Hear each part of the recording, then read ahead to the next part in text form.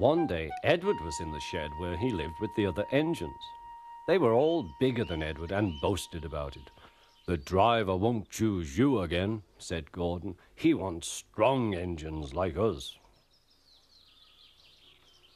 But the driver and fireman felt sorry for Edward. "Would you like to come out today?" "Oh, yes, please," said Edward. So they lit his fire, made lots of steam, and Edward puffed away. The other engines were very cross at being left behind.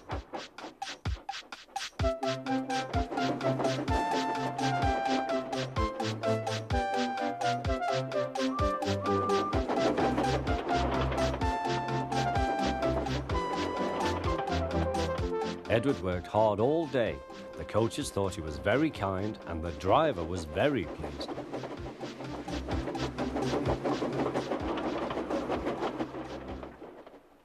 "I'm going out again tomorrow," Edward told the other engines that night. "What do you think of that?"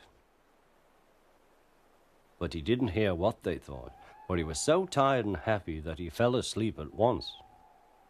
Next morning, Edward woke up to find nothing had changed. Gordon was still boasting.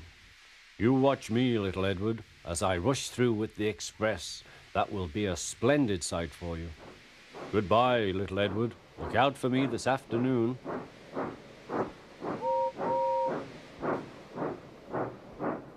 Edward went off to do some shunting.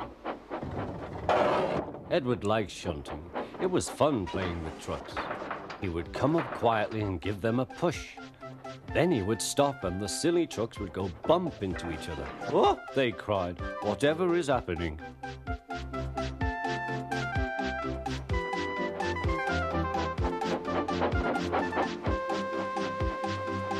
Edward played till there were no more trucks.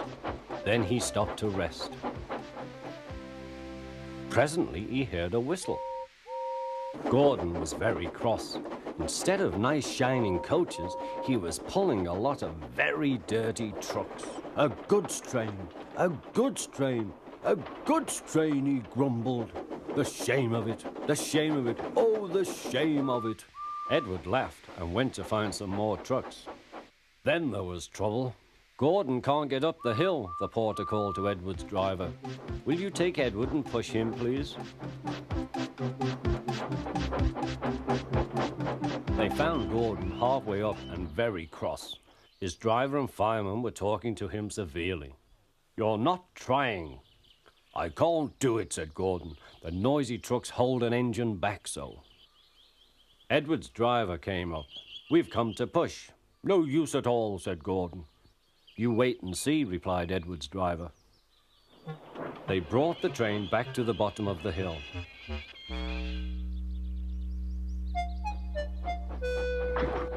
"I'm ready," said Edward. "No good," grumbled Gordon. They pulled and pushed as hard as they could.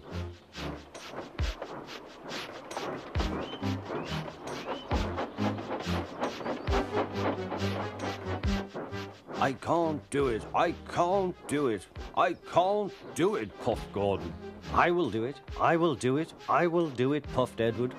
Edward pushed and puffed and puffed and pushed as hard as ever he could. And almost before he realized it, Gordon found himself at the top of the hill.